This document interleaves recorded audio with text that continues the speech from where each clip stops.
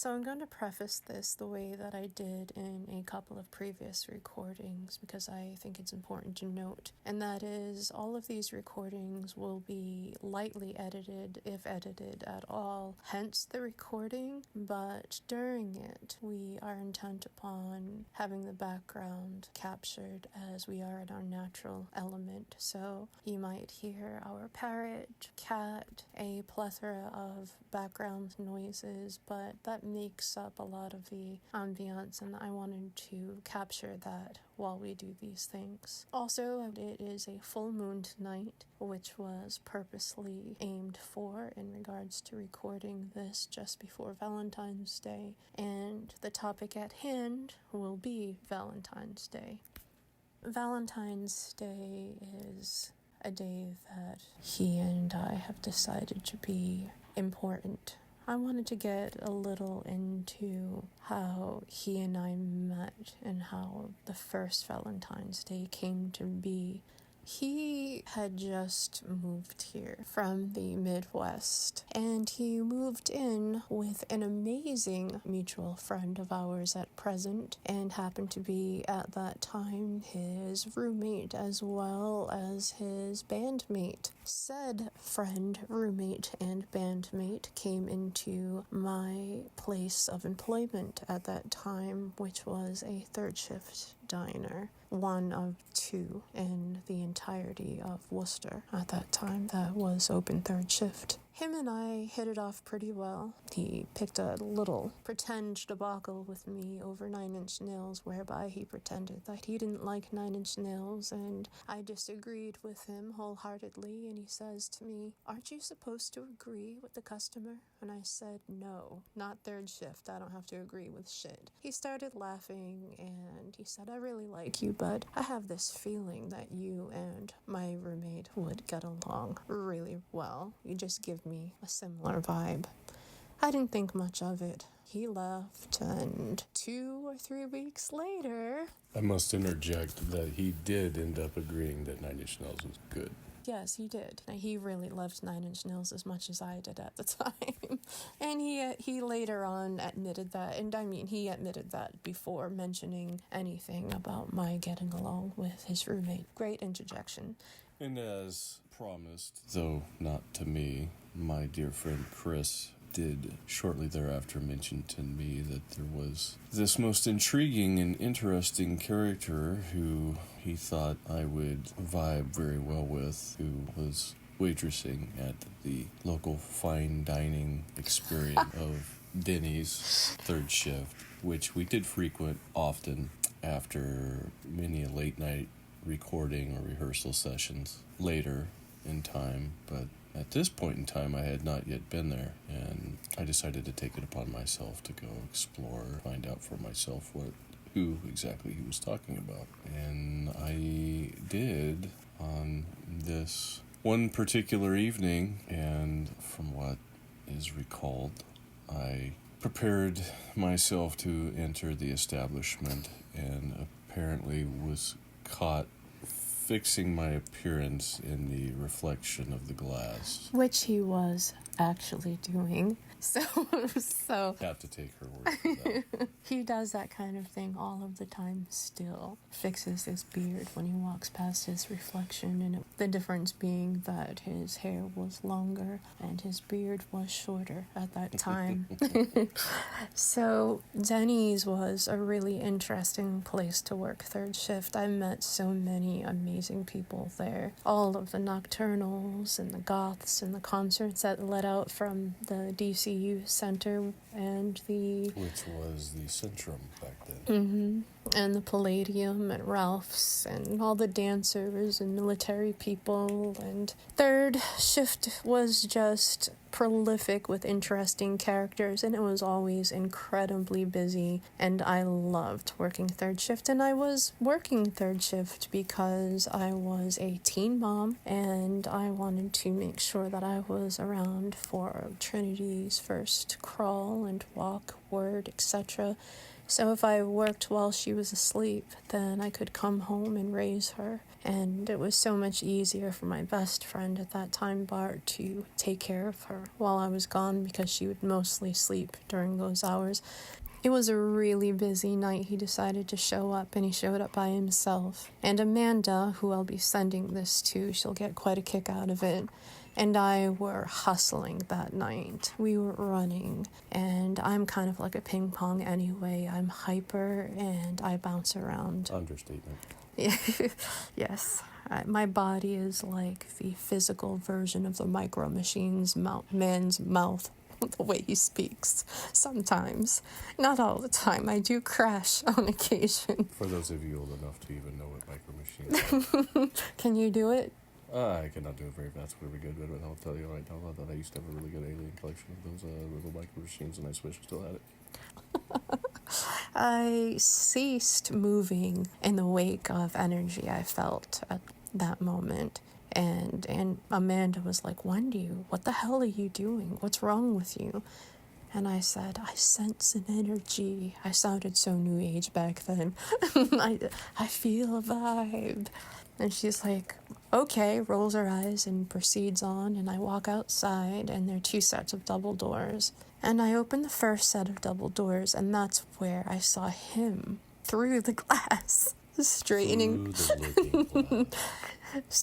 his beard out.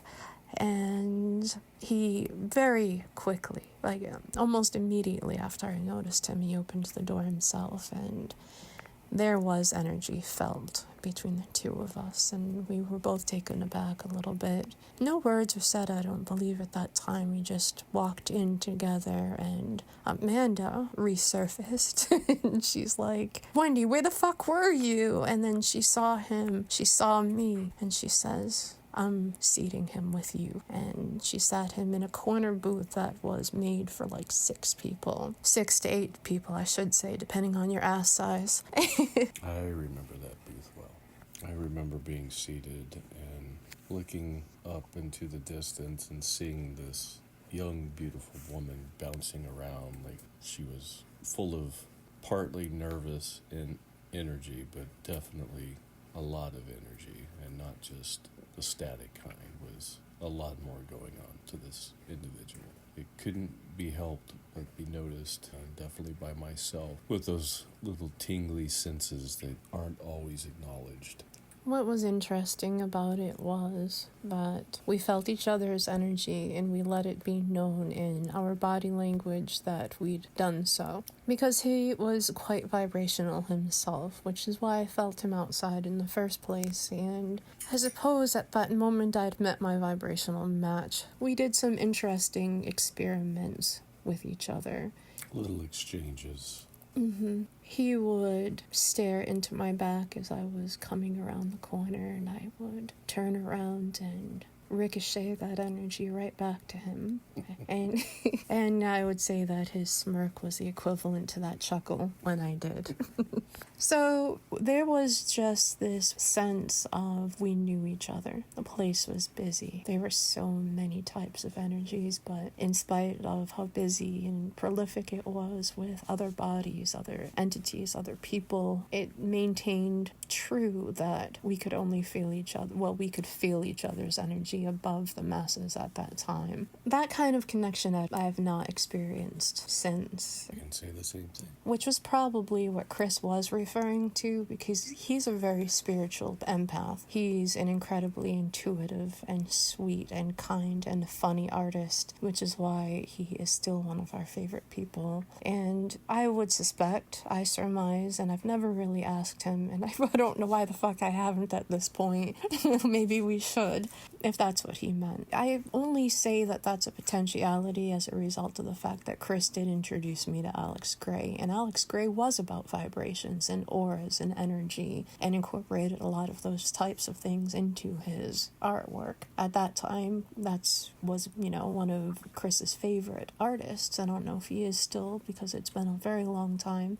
I know Alex Gray remains one of my top 10 to this date, so... And this was pre-Tool using him to bring him to the masses. Good point. Good point. Nobody really knew about him, except those that did, and those that did were definitely in tune. By the way, Sacred Mirrors is only 2.5 hours from here. We're going to have to start making serious plans to go and see Alex Gray's work before we become vagabonds again. Indeed. So, before we squirrel off, I went home that night and said that I think I'd fallen in love, but I wasn't sure yet. And I don't believe in love at first sight, but the energy alluded to something that I wasn't used to.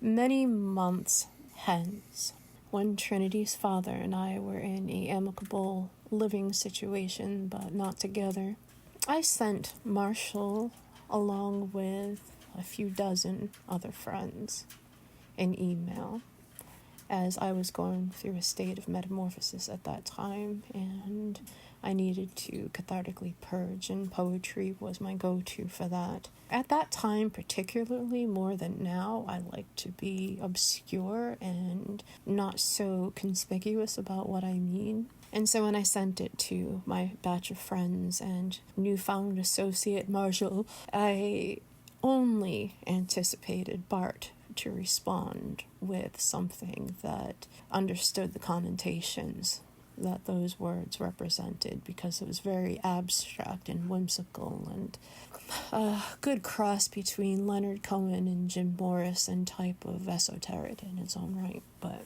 I never expected Marshall, of all people, to respond knowingly. He dissected it, and he understood what I meant, the symbolism and the feelings that I poured into it. We were both very attracted to each other at that time. I had long black hair down to my ass, and he had long dirty blonde hair down to his. We were adorable children at that time. Mm-hmm.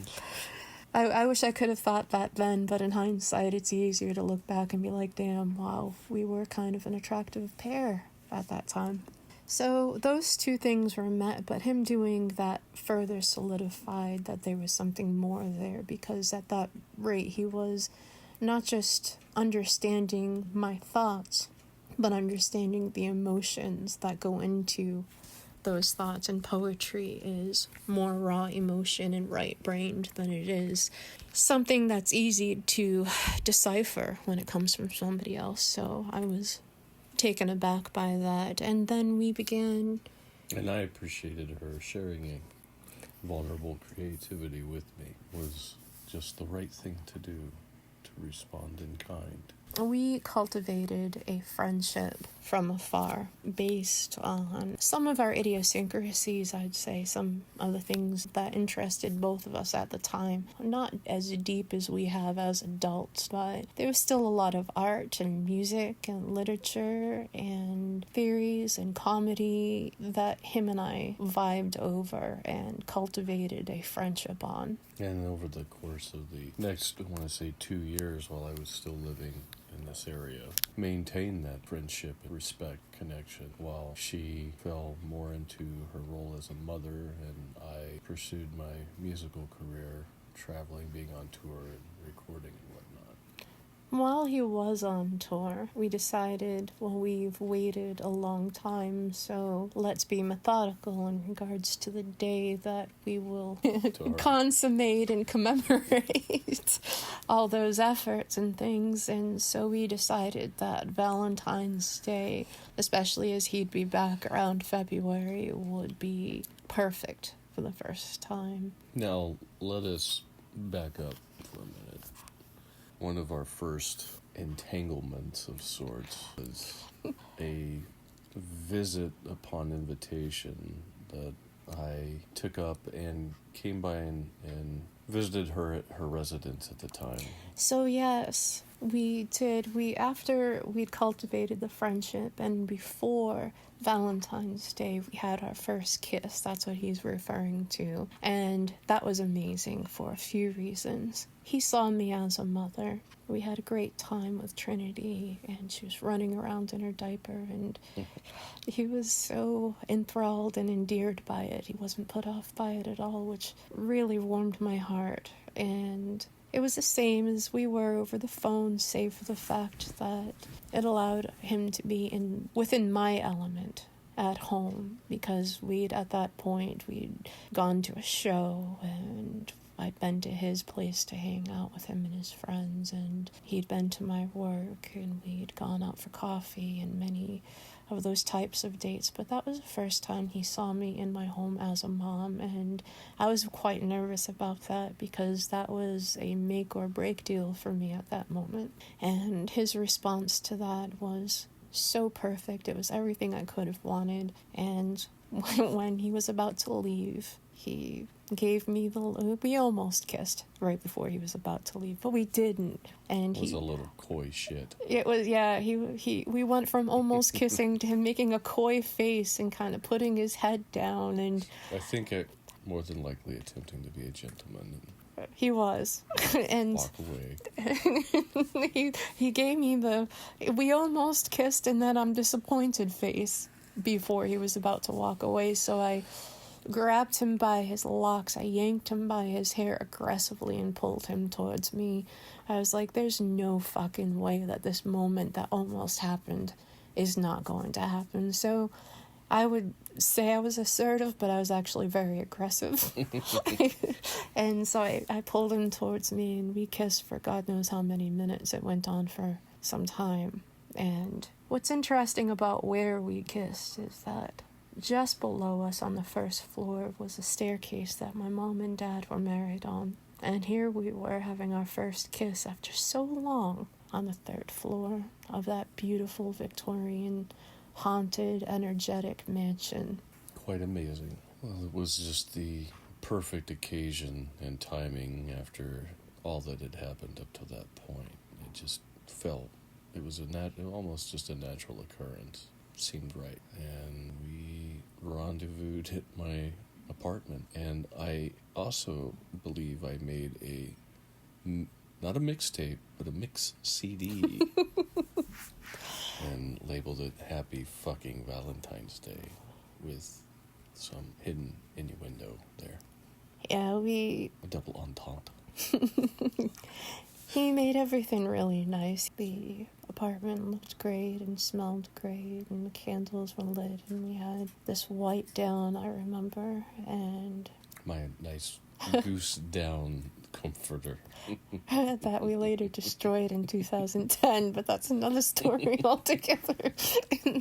So I think it was a different comforter. Was it? It was the same kind of comforter. Same exact kind, though, because those are my favorite.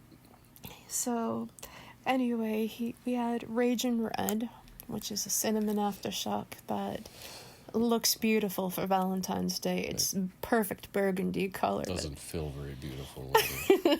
It does not. It's 110 proof, and it's made in Massachusetts. My friends used to send it to me when I lived in Tampa because I couldn't score a bottle down there. Like, these were back in the days when we drank. So we got pretty tipsy, and we were listening to good music. And let's just say the bedroom did not get used. No, it didn't. Bathroom did, though.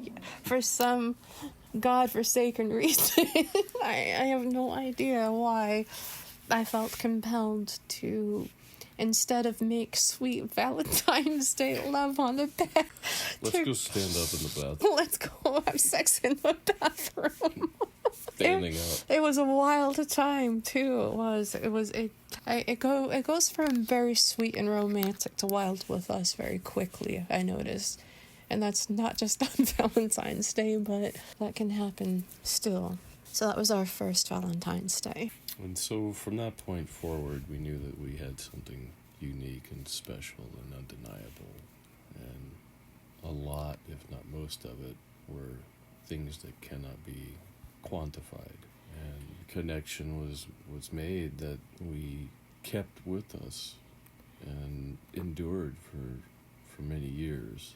But at the beginning, we both had our respective priorities that were more significant and prominent for us too. These are things that predated each other by scores of years, and that was my friendship with Bart, and who'd moved from Florida to Massachusetts to take care of me while I was both pregnant and as a godfather, as well as the fact that being a mom took precedence over any relationships that I had, and that meant if they were toxic friendships or whatnot. And in this particular case, I was not emotionally mature enough, especially being a teenager as I was, and a mom, to handle being a mother and with a musician who traveled. So Bart, and who'd moved to Massachusetts for me, right when things were beginning to actually get serious between him and I, asked if I would move back to Florida because his, let's see, you'd hear Makara. Where was I before this cutie jumped on us? Oh, that's right. So I had to move to Florida to be with Bart, and it only made sense to do that for him. He moved there for me and Trinity, so I moved there to support him, who was supporting his mom at that time. And Bart and I got a 3-bedroom house on the water, a room for me, one for Trinity, and one for him. And we had a nice little house with a fenced-in yard and a cul-de-sac neighborhood, which was great. Teach her to ride her bikes. We had an orange tree out front, and we had a swing set out back, and we really became nestled into a environment that was conducive to Trinity's health and mental well-being. And at that time, your career started taking off even more, and with that meant he'd be more invested in his music as I had become more invested in my child. And thus began the first goodbye of many. As she went to Florida, I did remain in New England for a short while longer until I went back to the Midwest in Colorado. And that's how things continued. And we were there for each other from afar for many years as emotional support and spiritual support, and in all ways, everything but physical. We became really good friends and respected each other and what each other's lives entailed and what we were doing, and we would fill each other in on these things of so many different opposite parallels that we shared then and still do to this day. By me calling her from the road, it would give me a small taste of the home life, and vice versa. Right. It was just as advantageous on my end because until I'd become a mom, I was quite a gypsy myself. And as he is now, and he's always been very eloquently spoken and detailed, and I think that's something that him and I enjoyed about each other. We could describe those things in a way that would bring each other there. You know, some people, they unpile things for different reasons. And on some occasions, there were some profound events that he called me through and vice versa throughout the years. But most of the time, it was more about being excited that the conversation was about to be had. Like, oh, let's catch up on what we're learning right now. And this most of the time, other than your late night drunken phone calls. Yeah. 2 a.m. Yeah. Just kidding. No, you're not. He's not kidding. God, I can only imagine what you had to go through when I was drunk dialing you that late at night. Well, entertainment played a factor. At least there was no judgment. That was something that I didn't realize until I became to appreciate people who were like that. That him and I never really badmouthed anybody around us. We would mention things that were happening to us and thereby vilifying those who were doing us wrong in those moments, but they never exceeded those moments. They never exceeded the time that we needed to reach to each other as it was happening, and it didn't get to a point where we were like petty about it or berating people for the sake of just being cruel. It never ever happened at that time. So 2004 rolls around and we'd been saying I love you and sending each other gifts and snail mail and all of the things that incorporate friendship. And that was mostly what it was. We flirt with each other sometimes, but that was such a small percentage of what we did. I don't know which one of us said it first, but I know it was agreed upon in unison that we were in love with each other. I know I had decided that way sooner than when I admitted it out loud, but it was admitted between us in around 2004 that we don't just love each other, we're in love with each other. Yeah, and despite everything else that we experienced and endured, that did remain a constant. We had to have that conversation. The conversation where we love each other so much that neither of us could handle the idea of ripping the other from our destined paths. Yeah. And we weighed out the pros and the cons, which I think was very emotionally mature for the two of us at that time. We decided that this fucking sucks. Yes, we are in love with each other, but that also means that we have to put each other first in the wake of that. And that was a very heart-wrenching conversation to be had. But it did serve a very good purpose and as a guidepost throughout the years, especially where we both were on our separate trajectories, again in opposite parallels and different relationships that we both participated in. We had to, for the sake of those relationships and to maintain loyalty to those people. I was very transparent in my case. I let the person I was with know, and every person I'd ever been with know. Not that there's been a lot, because I get really wrapped up in long-term things mostly, but they knew I was in love with Marshall. There's nobody that didn't know. I was very transparent about that fact. But communicating with somebody that you're in love with while trying to be in a healthy relationship with somebody else is quite impossible. So it's not good for anybody. It's not fair to anyone. It's not fair to him and I, and it's not fair to the partners that we were with at the time. So we had that conversation too. We also utilized full moons from afar as ways of thinking of each other. And I remember on numerous occasions speaking when we were able to speak, and both being able to see the full moon from wherever each other was at, and knowing we were both still staring at the same image in the sky. Yeah, so that's really interesting. We haven't brought that up for years, but it's true. So we did make that decision that we would, if in the wake of not being able to speak to each other. And we also had Valentine's Day. Even though we weren't speaking, we utilized Valentine's Day once a year, pretty much the entire time, to let each other know that we still were in love with each other. Sometimes that wasn't what we said, it was just Happy Valentine's Day, but we were still letting each other know that, yes, we're still tormented by that feeling. And there would be long periods, years of that.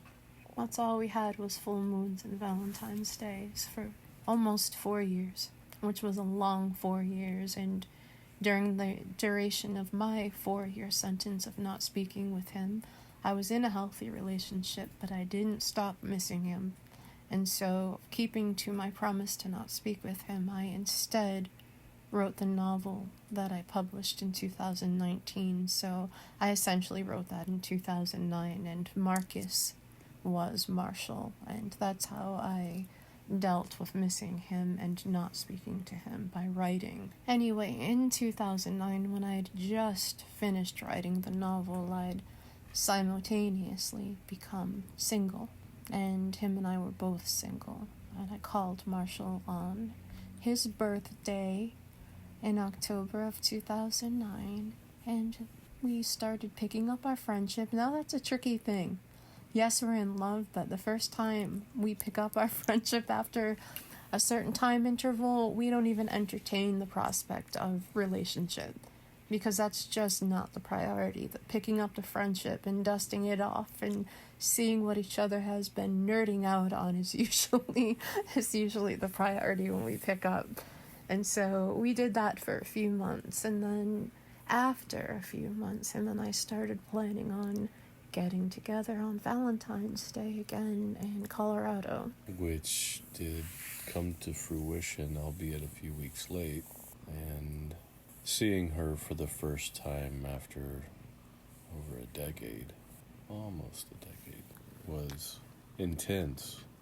And I remember her coming through the airport, and once again, almost as the same as being the first time I had seen her, there was just this wave of energy that bombarded me, and it was very overwhelming. It was almost more overwhelming that time because we weren't naively stepping into it. We were aware of each other's presence, so we were locked onto each other's energy before having physically seen each other. And the only thing I felt compelled to do was to grab her hand and kiss it and embrace it a nice long hug.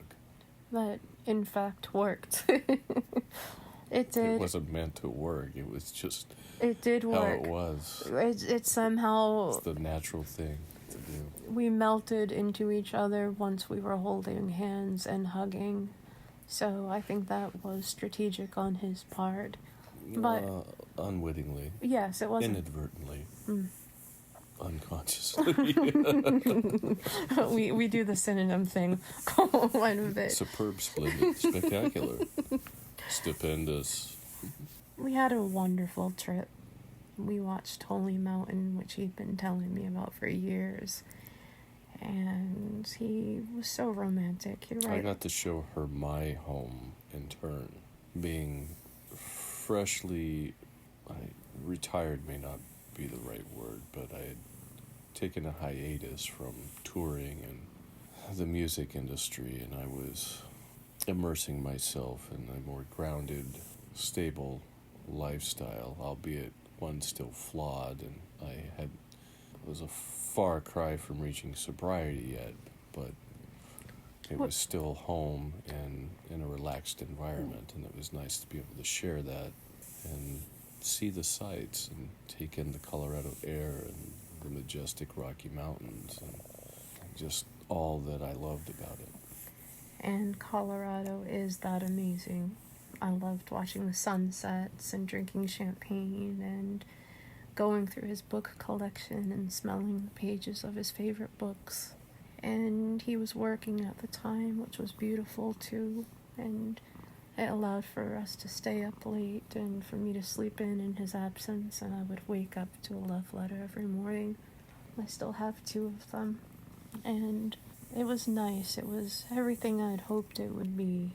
It was just so great to be in his physical presence after all that time and effort, and the only thing we could give of ourselves to each other was our time and our voices and our experiences and all of those things that ensued. But we didn't have any physical contact, and save for some gifts that we sent each other, there was no tangible benefit from one another. It was really reciprocated on an entirely different level when we only had ears and mouths to offer each other over the phone for so long. To be able to hold his hand and be able to go through his laptop and peruse through his papers and things. That actually feel and smell and take advantage of all the senses in person after such a long time was inundating and amazing, and it was a very memorable and cherished week that will always be remembered fondly. And upon the last evening, we went out to eat. I took us to a nice Italian restaurant and procured her a backpack to take home the extra few gifts and items that had been given that week. And during the course of that last evening, at some point... Well, let's backtrack, because I want to mention a little more about that restaurant. He and I discussed a future together that night. Oh, yes. We had concluded that we were both fixer-uppers at that moment for our own reasons. we would work on it. We would make it happen. And one of the redundant aspects of that conversation was his concern for my safe arrival and us to pick up where we left off and to start planning our future as soon as I let him know that I was home safe. And as the universe seemingly does in its twisted yet true ways of doing, I did not figure out until after she had left that my phone had disappeared. My BlackBerry, as was the thing prior to the smartphone, had somehow become lost. And I retraced my steps. I went back to the restaurant. I knew that it had to have been lost at the restaurant.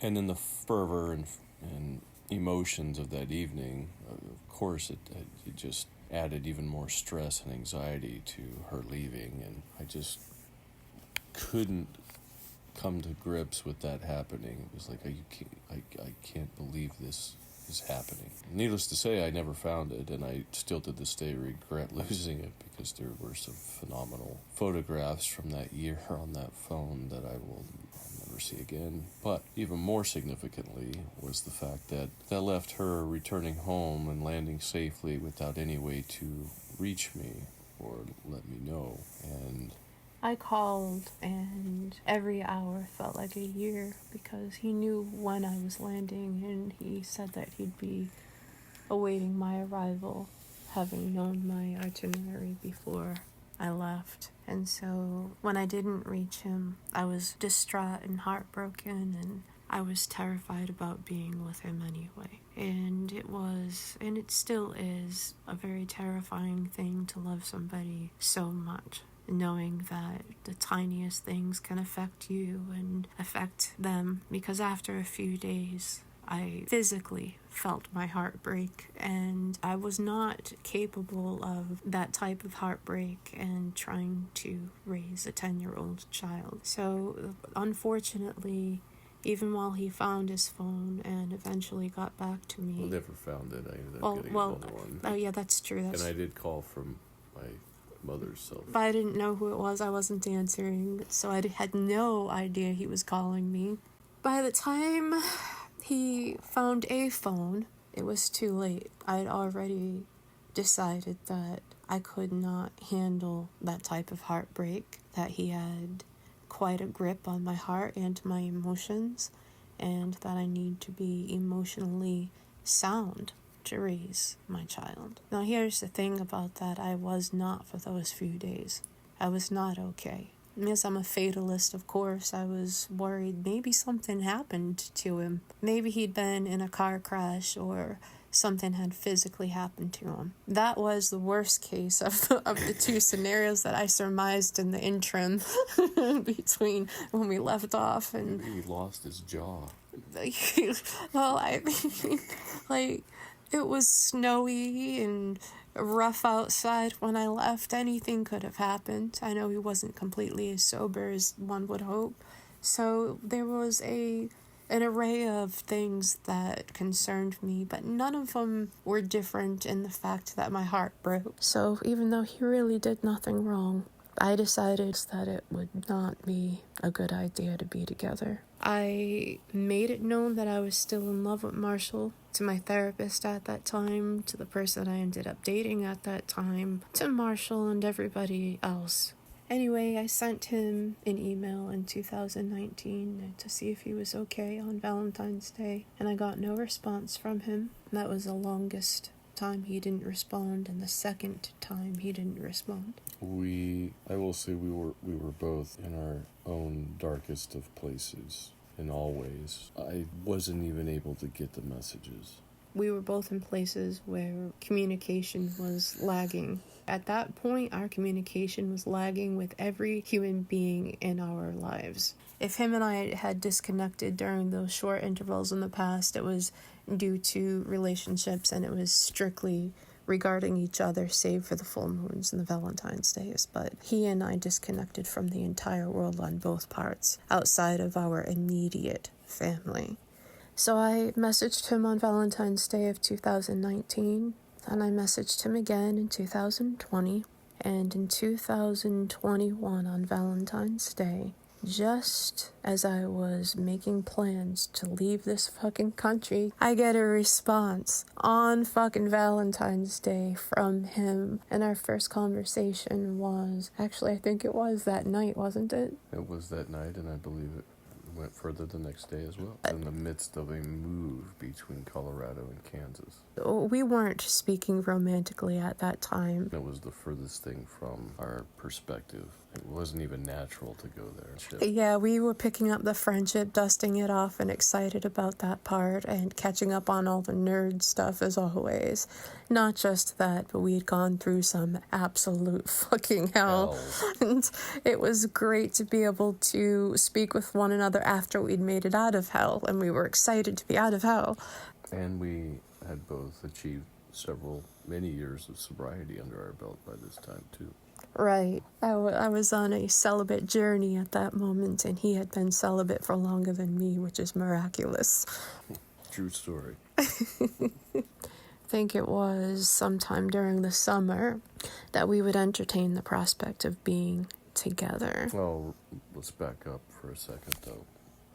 We had actually, in that interim of those months, discussed that, we were completely mature adults, and we would easily be able to maintain our boundaries as just being friends and where we would be, and that was perfectly okay. Yes, nobody believed us. Your mother seemed to see right through that one. My mom and my friends were, "Oh, you and Marshall are speaking again?" I said, "Yes, it's completely platonic. It'll be fine. I love him. We've always loved each other. We're just going to keep it on a friendship level, and it's going to stay there. That's all that's going to happen. We're mature adults, that this is not a good place or a safe place for either of us to go." But we went there. We didn't, it took a while. It took, I think, 3 months. It was May. Okay, well, he's better at that than I am, so...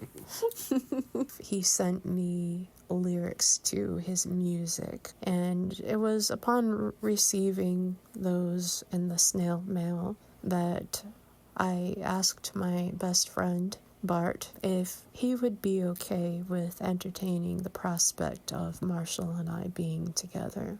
And... because he had witnessed firsthand what you had endured in your previous relationships, and he was very concerned about your well-being. And right. As it turned out, in this particular case, he was more concerned about Marshall's well-being. No, Bart and I have lived together since we were 16, so he has had a very intimate knowledge of Marshall and I, and many of times I would put Marshall on speakerphone and just let Bart listen in on mine and Marshall's conversations, and he just adored Marshall. He always has. And my stepmother, she was also one of the people in my life who were, "What the fuck? Why aren't you two together yet?" There's probably about a dozen people on my end that feel that way. And it's interesting because their perspectives were coming from me. They weren't coming from having met him. In fact, they hadn't physically met him until the last few years, where he has really been overwhelmed with trying to meet all of my inner circle. And I think you're up to like 28 now, right? Around there, that might maybe be half of them. And once we go to Tampa, that will add another 15 to the pile, which will be great. But then that's been a time you have met many, if not most, of mine as well. And I love them all. It's reciprocated. I met his mother on a couple of occasions, and I thought she was amazing, both of them. And sister. She's my favorite one. And that is just because certain spiritual and intellectual, and there's just a whole bunch of reasons why I don't want to get into it right now. But anyway, so yes, his circle and mine are very similar. That's another thing, too. And once we began to entertain serious prospect for the at least third time, but this time finally both of us being sober and being the best versions of ourselves to date, it took some time to figure out the best way to do that. It even blew up in our faces. We had to take a break and revert back to our friendship for, 6 months? Well, I don't know if it was that long. Well, it was between November and February. Yeah, so 3 or 4 months. But it was obvious that we had, again, become the best versions of ourselves by ourselves. But for being the best versions of ourselves to each other is what we became very aware of needing to do the work on. Right, so we spent those months doing shadow work and a plethora of spiritual healing and really addressing some of the more difficult topics with ourselves that precipitate relationship values. And we decided that, well, if we're going to make this happen for real, outside of entertaining it, imagining it, these long-distance promises and ideas, that we would be a little less arbitrary and stick to getting together when we are physically able to hug each other and hold hands and look into each other's eyes and discuss things in person and be able to gauge those things in person so that they don't blow up in our face, because it's impossible to have a serious relationship long distance at this age, or any age really, because there are so many elements that are actually missing. And as long as we've known each other and as detailed as we've been about ourselves with each other, it has been quite a miraculous journey living together. And that began 1 year ago on Valentine's Day. Exactly. It was agreed upon unanimously that we would get together on Valentine's Day and make it work. And Valentine's Day is right around the corner again. And that means we have, after all of this time, from the very first Valentine's Day in Massachusetts, 23 years. 23 years, from 2023 until what will be 2024, we've actually been together for real and made it work and have been doing amazing making this work. So with that I say, happy fucking Valentine's Day, love. I love you. I love you too.